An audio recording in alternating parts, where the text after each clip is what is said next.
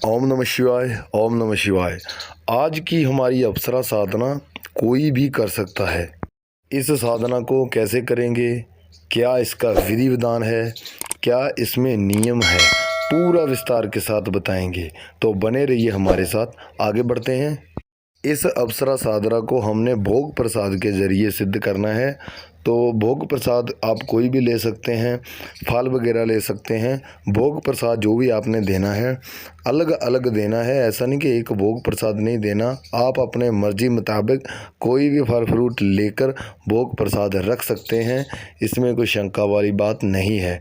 तो ऐसा नहीं है कि आपने भोग प्रसाद बहुत ज़्यादा देना है, नहीं। अगर आप बनाना देना चाहते हैं, यानी कि केले का भोग प्रसाद देना चाहते हैं तो 2 केले बहुत है। तो अगर सेब का देना चाहते हैं तो 2 सेब बहुत है। ऐसे करके जो भी है डबल रखना है आपने, यानी कि 2-2 ही रखने हैं। इनसे ज़्यादा भी रख सकते हैं लेकिन इनसे कम नहीं रखना, ठीक है। इतना भोग प्रसाद तो लगेगा ही। सबसे पहले हम आपको ये बता देते हैं कि इस साधना को कितने दिन तक करना है। इस साधना को आपने 11 दिन तक लगातार करना है। और 11 दिन कोई नॉर्मल दिन है, कुछ ज़्यादा बड़ी बात नहीं है। 11 दिन तो आप नॉर्मल आराम से कर सकते हैं। इस साधना को शुरू करने का हमारा दिन तय किया गया है, एक दिन मुकर्रर किया गया है। तो वो कौन सा दिन है? वो बहुत शुभ दिन है। इस साधना को आपने रविवार का दिन है, उस दिन आपने इस साधना को स्टार्ट करना है रात्रि काल को, यानी कि एतवार को आपने इस साधना को आरंभ कर देना है। उसके बाद 11 दिन तक लगातार आपने इस साधना को करना है।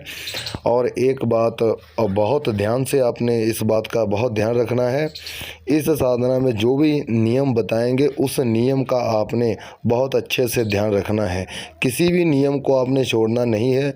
यही छोटे छोटे टिप्स होते हैं, छोटी छोटी बातें होती हैं जिनकी वजह से कोई आपकी अप्सरा साधना सिद्ध नहीं हो पाती। जब भी आपने इस साधना को स्टार्ट करना है तो आपके जो कपड़े हैं, आपके कपड़े वाइट होने चाहिए, ठीक है। कपड़े वाइट ही डालने हैं आपने। और सबसे पहले आपने एक जगह का चुनाव करना है। सबसे पहले आपने एक जगह का चुनाव करना है। इस साधना को ही आपने घर में नहीं करना, घर से बाहर करना है, ठीक है। घर में नहीं करेंगे क्योंकि घर में हमको बहुत डिस्टर्बिंग होती है। घर में हमारे परिवार होता है तो वो हमको पीछे से आवाज़ भी लगा सकते हैं, तो आप साधना को फिर छोड़ नहीं पाएंगे।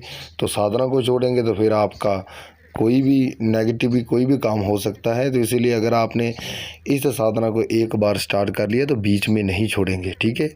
अब हम आपको जगह बता देते हैं कि आप कौन कौन सी जगह पर इस साधना को कर सकते हैं। जंगल में कर सकते हैं, खेत खलिहान में कर सकते हैं, पुराने कुएं के पास कर सकते हैं, पीपल के नीचे कर सकते हैं, बरगद के पेड़ के नीचे कर सकते हैं, उसके आसपास भी कर सकते हैं, कहीं भी कर सकते हैं, लेकिन घर में नहीं करेंगे। यहाँ तक कि आप शमशान घाट में भी कर सकते हैं और मुर्दा घाट में भी कर सकते हैं। इसमें जगह का जो हमने आपको बताई है, इतनी जगह से एक जगह को आपने सेलेक्ट करना है जो भी आपको अच्छी लगे। तो आपने एक जगह का चुनाव करना है। जब आपने एक जगह का चुनाव कर लिया तो उसके बाद आपने क्या करना है, एक दिन पहले जाकर वहाँ पर साफ़ सफाई कर देनी है। अगर गंदगी वगैरह है तो आपने वहाँ पर जाकर साफ़ सफाई कर देनी है अच्छी तरह से। उसके बाद आपने क्या करना है, अगर आपका गुरु है तो आप अपने गुरु से भी आज्ञा अनुमति ले सकते हैं। अगर आपका गुरु नहीं है तो कोई बात नहीं, आप शिव शंकर जी का गुरु मानकर उनसे भी आप आज्ञा अनुमति ले सकते हैं। जब आपने अपने गुरु से आज्ञा अनुमति ले ली तो उसके बाद आपने क्या करना है कि अपना ही देवी देवता से आज्ञा अनुमति लेंगे। जो हमने अपने घर में देवी देवता रखे हुए हैं, जिनको जगह दिया है, स्थान दिया है, उन आपने क्या करना है, उस देवी देवता से आज्ञा अनुमति लेनी है। सबसे पहले आपने अपने देवी देवता से थोड़ा बहुत भोग प्रसाद जो भी लगता है वो आपने लगाकर उनसे आज्ञा अनुमति लेनी है। अगर आपके आसपास कहीं शिव शंकर जी का मंदिर है तो वहाँ पर जाकर हाथ में गंगा जल लेंगे और संकल्प लेंगे। संकल्प जब लेते हैं तो उसमें बताना पड़ता है कि हम कौन सी साधना करने वाले हैं, कौन सा हमारा नाम है, क्या गोत्र है, ऐसे पूरा आपने अपना एड्रेस देना है। पूरी डिटेल आपने संकल्प में देनी है। अगर आप शादीशुदा हैं तो वो भी बताना है, अगर आप नहीं शादीशुदा तो कोई बात नहीं। जब हम संकल्प लेते हैं तो संकल्प का मतलब होता है कि अप्सरा को कहीं भी जिस भी शक्ति को हमने बुलाना है अपने पास, उस शक्ति को पता चलता है। और साथ ही साथ जब हाथ में गंगा जल लेकर संकल्प लेते हैं शिव शंकर जी के मंदिर में जाकर, तो वो संकल्प पूरा हो जाता है। तो संकल्प में क्या करना है कि जो भी अप्सरा है, आपने जो भी किसी भी अप्सरा की जानी के साधना करते हैं तो आपने उस अप्सरा का नाम भी लेना है। तो आज की हमारी जो साधना है, तो हम संकल्प में बोलेंगे, यानी कि आज की साधना हमारी जो है वो है रागिनी अप्सरा। तो रागिनी अप्सरा को आपने क्या करना है, और किसी रूप में नहीं आपने वो संकल्प लेना, सिर्फ देवी रूप में ही आपने संकल्प लेना है। जब ले लिया तो उस गंगा जल को अपने हाथ में लेकर आपने अपने सिर में डाल लेना है। अपने सिर के ऊपर छिड़काव कर लेंगे तो आपका जो संकल्प है वो पूरा हो जाएगा। उसके बाद आपने एक दीपक लेना है, साथ में धूप, अगरबत्ती और थोड़ा सा इत्र भी ले सकते हैं। अगर आपको इत्र वगैरह नहीं मिलता तो आप कोई भी सेंट वगैरह परफ्यूम वगैरह कोई भी ले सकते हैं, जिसकी अच्छी स्मेल हो, गुलाब की स्मेल हो। पूरा का पूरी सामग्री जितनी भी है, थोड़ी सी जो सामग्री है, तो साथ में भोग प्रसाद लेकर जाना है। 2 केले ले सकते हैं। आपने सभी सामग्री को लेकर वहाँ पर चले जाना है जहाँ पर साधना करनी है। वहाँ पर जाकर आपने छोटा सा पीला कपड़ा लेना है। उस कपड़े को आपने ज़मीन के ऊपर बिछा देना है और जितनी भी सामग्री है सभी उसके ऊपर रख देना है। उसके बाद आपने आवाहन करना है। दीपक में जो तेल डलेगा वो चमेली का तेल डालना है। आपने सरसों का तेल नहीं डालना, चमेली का डालेंगे। और जो बाती है वो नॉर्मल रुई की लगेगी, जो आम हमारे घरों में रुई होती है उसकी ही बाती लगेगी। तो साधना स्टार्ट करने से पहले एक बात और बता दें, साथ में आपने आसन भी लेकर जाना है। जो आपका आसन है वो भी वाइट कलर का होना चाहिए, ठीक है। उस आसन के ऊपर बैठकर सबसे पहले गुरु से आज्ञा लेंगे, उसके बाद देवी देवता से आज्ञा लेंगे। अगर आपको कोई डर वगैरह लगता है तो काल भैरव जी या सुरक्षा मंत्र, शाबर मंत्र, वो आपने 21 बार जाप करना है।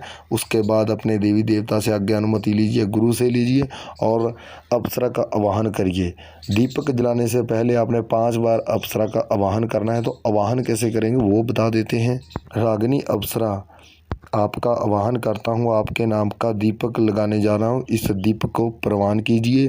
साथ में भोग प्रसाद दे रहे हैं, इस भोग प्रसाद को प्रवान कीजिए।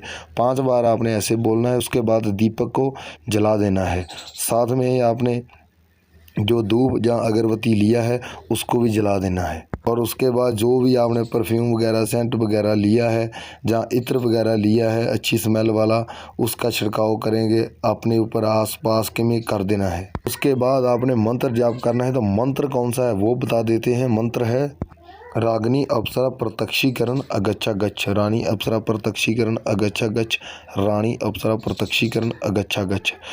ये मंत्र है, जो छोटा सा मंत्र है, साबर मंत्र है, कोई ज़्यादा बड़ा मंत्र नहीं है। इस मंत्र को जब आपने जाप करना है तो जाप अपने रुद्राक्ष की माला के साथ करना है। रुद्राक्ष की माला लेंगे और रुद्राक्ष की माला है वो प्राण प्रतिष्ठा होनी चाहिए, पहले ही वो सिद्ध होनी चाहिए। उसके बाद आपने मंत्र स्टार्ट कर देना है जो हमने आपको बताया है। 5 माला आपने एक दिन की आपने जाप करनी है। 5 माला आसन पर बैठकर आपने जाप करना है, ओके।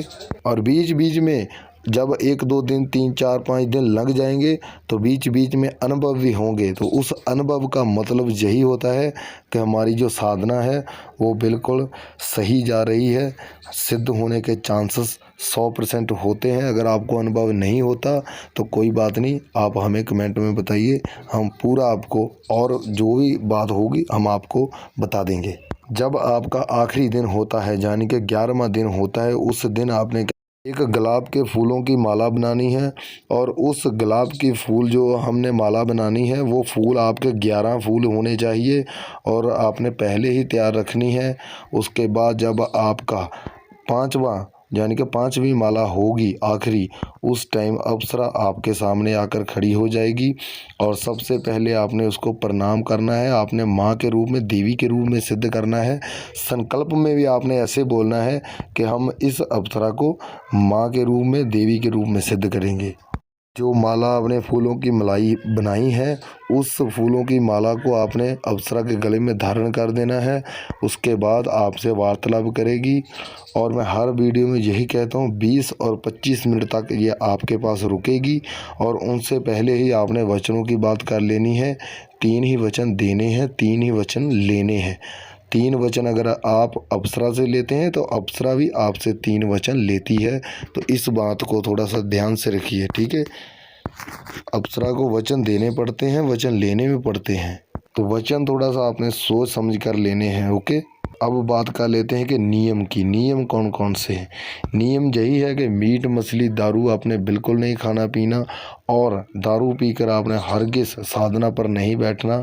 ये हमारी तरफ से सख्त मनाही है। अगर किसी भी बात का मेरे बहन भाई किसी को नहीं पता चला तो वो हमें कमेंट सेक्शन में मैसेज करके पूछ सकते हैं। तो लाइक शेयर सब्सक्राइब करना मत भूलिए, बाद में भूल जाते हो तो प्लीज़ अभी कीजिए। अब हमें इजाज़त दीजिए। ओम नमः शिवाय, वंदे मातरम।